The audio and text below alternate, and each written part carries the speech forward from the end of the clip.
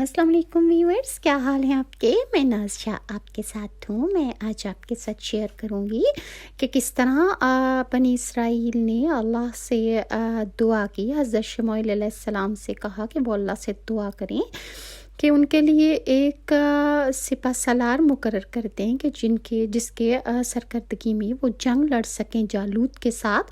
تو اللہ تعالیٰ نے حضرت طالوت علیہ السلام کو ان کے لیے بادشاہ چن لیا اور حضرت طالوت کے دروازے کے باہر فرشتوں کے ذریعے تابوت سکینہ بھی رکھوا دیا۔ قرآن کی سورہ بقرہ آیت نمبر 249 میں اللہ تعالیٰ ارشاد فرماتا ہے کہ جب طالوت اپنے لشکر لے کر آگے میدان جنگ کی طرف روانہ ہوئے تو انہوں نے چاہا کہ وہ اپنے جو ان کے بنی اسرائیل ہیں ان کو آزما لیں۔ تو حضرت